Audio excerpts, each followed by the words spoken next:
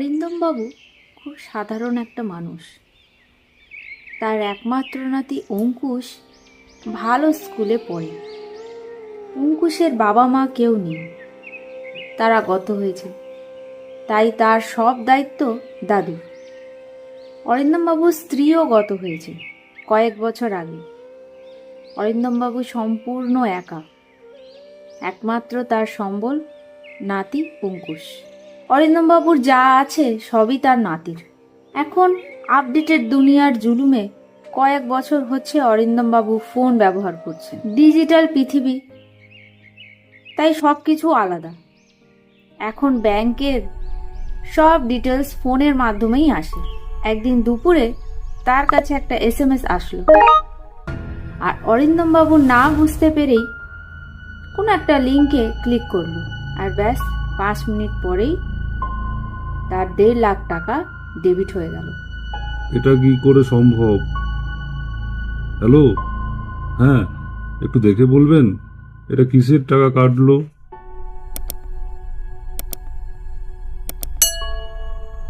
অরিন্দমবাবু প্রথমে ব্যাংক গেল, সেখানে বলল থানায় যান, আপনার টাকা স্ক্যাম করে তোলা হয়েছে। তারপর থানায় গেল, থানায় বলল সাইবার সেলে গিয়ে একবার দেখা করুন, তারপর আমরা দেখছি। অরিন্দমবাবু সাইবার সেলে গেলেন এবং তার সম্পূর্ণ ঘটনা তিনি তাদেরকে বললেন। সাইবার সেলের অফিসারদেরও সেই একই কথা, এই মুহূর্তে আপনাকে কিছু বলা যাচ্ছে না, আপনি কিছুদিন সময় দিন, আমরা দেখছি কি করা যায়। অরিন্দমবাবু একেবারে ভেঙে পড়লেন। তিনি সব জায়গায় ঘুরলেন, কিন্তু সেই একই কথা। তার চোখে শুধু একটাই প্রশ্ন রয়ে গেল, আমি কি এতটাই অসহায়? সুখী ভাবনা কাহারে বলে, সুখী যাতনা কাহারে বলে। তোমরা যে বলো দিবস রজনী, ভালোবাসা ভালোবাসা, সুখী ভালোবাসা কারে কয়, সে কি কেবলি যাতনা মন, সে কি কেবলি চোখের জল, সে কি কেবলি দুঃখের শ্বাস।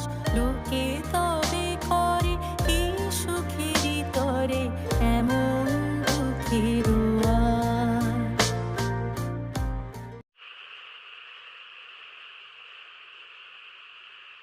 একদিন হঠাৎ সে ভাবলো, যে আমাকে ঠকিয়েছে সেও মানুষ, তাহলে আমি কেন পারবো না ওকে বোঝাতে।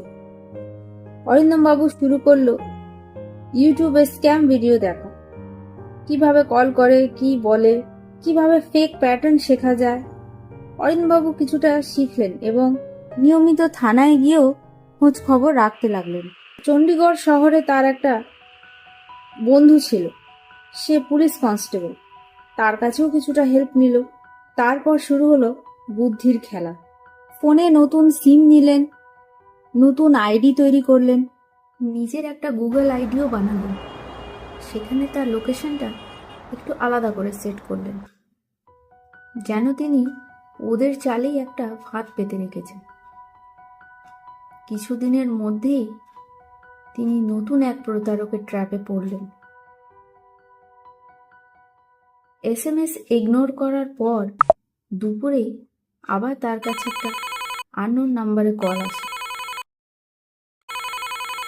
অরিন্দমবাবু খুব ধীরে ধীরে কথা বলছিলেন, যেন তিনি কিছুই জানেন না। হ্যাঁ, বলছি তো।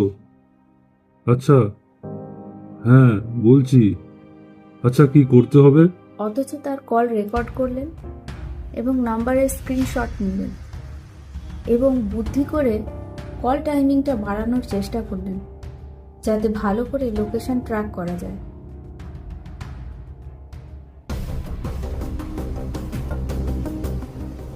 স্যার, আমি একটা ফোন কল রেকর্ড করেছি, আর হয়তো এটা কোনো ফ্রড লোকের ট্র্যাপ। প্লিজ একটু দেখো বাবা, যদি একটু হেল্প করা যায়। দেখি কিভাবে করলেন আপনি।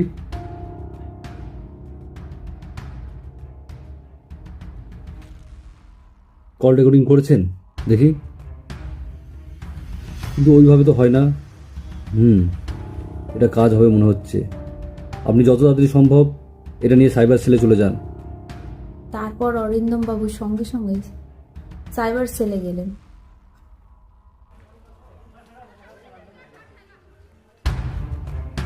স্যার, একটা ফোন কল আমি রেকর্ড করেছি। কথা বলে বুঝলাম ঠিক লোক নয়, কিছু একটা চিটিং করছে। কল টাইমিংটা অনেক সময় ধরে হয়েছে। যদি আপনারা কিছু করতে পারেন।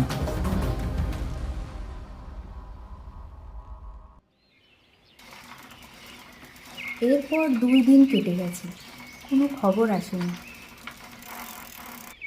আমি পারলাম না অঙ্কুশের ভবিষ্যৎ ভালো করতে। একটু ভুলের জন্য কি হয়ে গেল রে।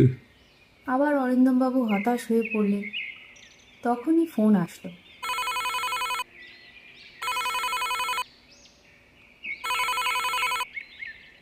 আপনার দেওয়া তথ্য খুব হেল্পফুল ছিল।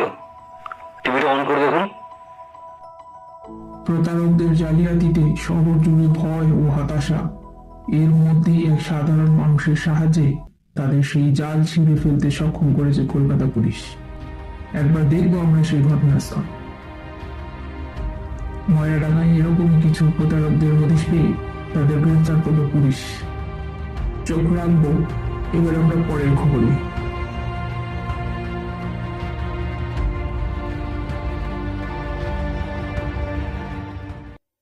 মানুষ নিজে ভুল না করলে কখনোই শিখতে পারে না। কিন্তু অরিন্দম বাবু চিন্তিত ছিলেন তার নাতির ভবিষ্যৎ নিয়ে। তবুও তিনি আবার শুরু করলেন তার সাধারণ জীবন। তার মধ্যেই সাইবার পোর্টাল থেকে কল আসে।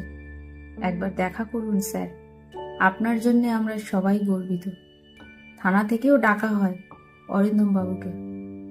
অরিন্দম বাবু নিজের অসহায়তার কথা তাদেরকে জানান। একটা কথা জিজ্ঞাসা করছি স্যার, আমার হারানো টাকা কি ফেরত পাবো না? ওটা যে আমার নাতির ভবিষ্যতের শেষ সম্বল। দেখুন, সেটা বলা সম্ভব না, তবে সরকার ধন্যবাদ জানিয়ে এই ছোট্ট একটা সম্মান আপনার জন্য দিয়েছেন। অঙ্কুশের পড়াশোনার চিন্তা করবেন না। আমরা ওপর মহলের সাথে কথা বলে ওর ভবিষ্যতে পড়াশোনার কিছু অংশ আমরা অবশ্যই সাহায্য করব। অনেক ধন্যবাদ। আর দেখো বাবা, ওই টাকাটা যদি কোনোভাবে উদ্ধার করা যায়। অরিন্দম বাবু একদিন প্রতারিত হয়েছিলেন ঠিকই, কিন্তু নিজের ভুল স্বীকার করে তিনি সাহস আর বুদ্ধির পরিচয় দিয়েছেন। তিনি অঙ্কুশকেও সেই শিক্ষাই দিতে চেয়েছেন, যাতে সে একজন সচেতন মানুষ হয়ে ওঠে, ভবিষ্যতে যেন কোনো প্রতারকের ফাঁদে না পড়ে।